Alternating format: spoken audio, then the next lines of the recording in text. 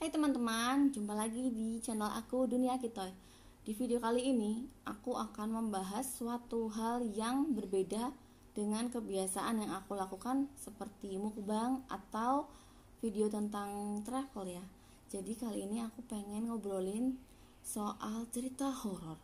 Ngeri ya? Kalau ngomongin cerita horor, pasti ada beberapa dari kalian yang sebenarnya pernah mengalami kisah mistis atau kisah horor secara langsung gitu kan.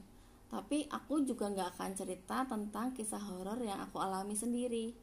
Jadi belum lama ini aku melihat di Twitter di akunnya Risa Saraswati. Kalian tahu kan, Risa Saraswati itu terkenal dengan konten-konten mistis karena katanya kan dia bisa melihat hal yang tidak kasat mata. Nah, di akunnya Risa Saraswati itu ada sebuah reply atau balasan ya. Yang benar tuh reply atau reply sih. Jadi ada sebuah balasan dari seseorang bernama Sarawat. Dia ini membalas dengan video. Video itu setelah aku buka, ternyata video seorang driver ojol atau ojek online yang ada di Semarang yang menceritakan tentang pengalaman mistisnya dia. Jadi pengalaman yang dia alami sendiri. Kisahnya seperti apa? Kalian lihat sendiri aja ya.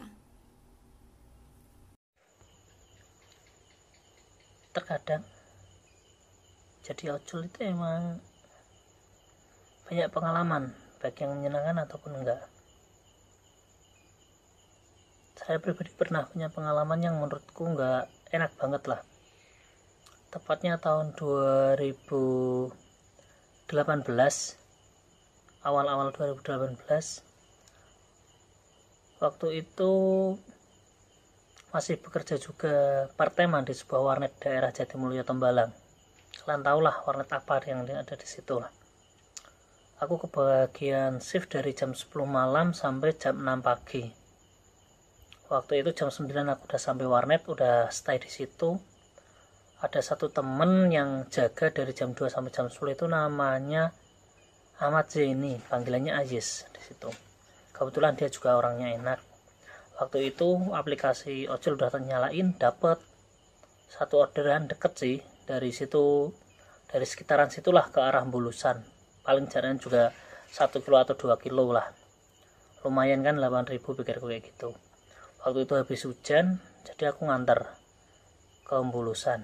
Selesai mengantar, aku lihat di kuburan Bulusan ada mas-mas pakai tas, pakai kacamata. Tak kira mungkin habis pulang kuliah atau apa gitu kan.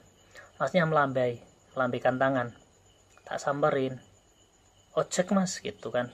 Jawab iya mas, pakai aplikasi aja mas, pikirku gitu kan, biar tambahan poin ke aku gitu. Ternyata kata masnya HP-nya mati. Terus kutanya, minta diantar kemana? Masnya bilang ke daerah Sendang Mulyo. Sendang Mulyo kan deket sama tempatku ngaji, tempatku mondok gitu kan. Oke lah, enggak apa-apa. Berapa mas? Orangnya bilang gitu kan. Aku minta 20.000 gitu kan, karena kan nggak pakai aplikasi, jadi aku minta tarif ya agak lumayan mahal lah, apalagi kan malam juga gitu kan. Oke, akhirnya masnya sepakat 20.000. Oke, tak antar, kita ngobrol enak lewat Jalan Segar Bencah. Pernah denger kan Jalan Segar Bencah? Tapi Jalan Segar Bencah nggak apa-apa, aku dulu jam 1 malam juga sering, bukan sering tapi sering apa ya, pernah lah jalan kaki jam 1 malam lewat. Berapa mas? Orangnya bilang gitu kan.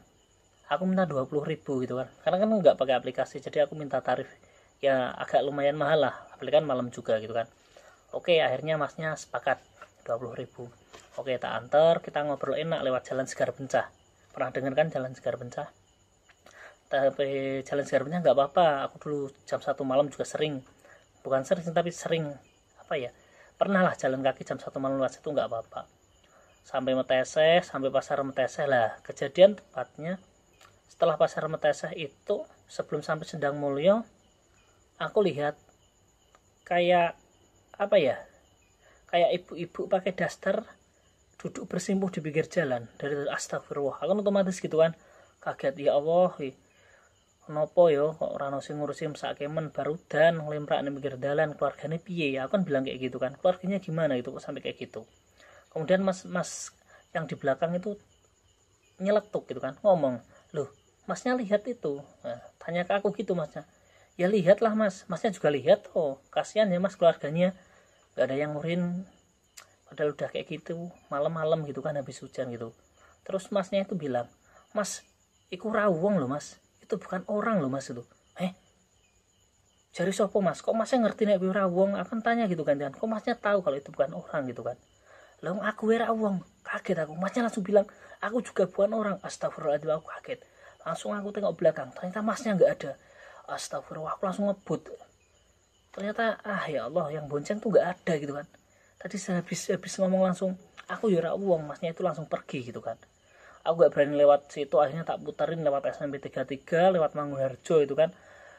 Wah aku langsung berabas kembali sampai ke warnet kembali. Sampai di warnet aku masih nggak bisa tenang, sampai ditanya sama Ajis tuh aku belum berani cerita gitu kan. Itu kan salah satu ceritaku, pengalamanku lah jadi ojol. Jadi jadi ojol tuh nggak melulu kita nggak dapat uang tip atau nggak dapat bayaran kadang kurang atau apa, ada juga pengalaman kayak gitu. Dan itu bukan cuma aku dok, banyak. Jadi buat yang percaya atau enggak, kayak gitu emang ada. Nah, gimana nih? Kalian udah dengerin kan cerita yang tadi driver ojol sampaikan? Menurut kalian itu mengerikan gak sih? Kalau menurutku, ya namanya juga pengalaman mistis. Pasti kalau mengalaminya sendiri bikin deg-degan. Dan bapak ojol ini pasti gak kepikiran sebenarnya waktu mereka melihat penumpang dan minta dianterin kan. Entah itu minta dianterin langsung, maksudnya secara konvensional gitu, atau dari aplikasi gitu kan. Jadi mereka pasti mikirnya ya ini penumpang lah, kasihan kalau nggak dianterin atau diambil rezekinya kan, itu kan juga rezeki buat mereka. Tapi ketika apa yang dialami bapak driver ojol ini, kasihan ya, maksudnya dia udah nganterin jauh-jauh, apalagi medannya cukup berat kan. Jadi daerah Sigerbencah ini memang jalannya menanjak, ada yang menanjak dan agak berkelok-kelok. Sekarang sih kondisinya udah lumayan karena udah nggak terlalu nggak terlalu naik turun gitu ya. Sekarang udah agak landai.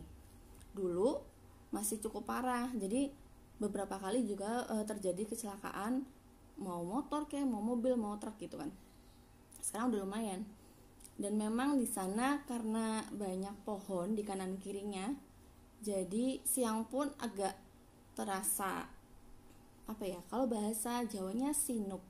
Apalagi kalau malam, tengah malam, wah. Aku pernah beberapa kali lewat daerah situ dan memang cukup mengerikan, cukup horor. Di kanan kirinya yang masih banyak pohon itu situasinya gelap.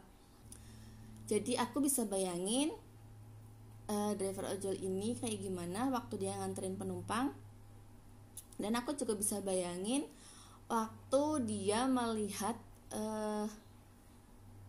ibu-ibu tadi yang disebutkan kan, ibu-ibu atau nenek-nenek gitu kan, pakai daster kumel di jalan lagi duduk gitu, ngelemprak, bahasa Jawanya apa sih ya, duduk selonjor gitu kan ya. Pasti kan kita mikirnya aduh kasihan, loh itu siapa malam-malam gitu kan. Tapi waktu si bapak ceritain aku udah menduga kalau penumpangnya ini juga bukan orang, alias itu deh pokoknya. Dan kenyataannya benar kan, ternyata dia juga bukan orang.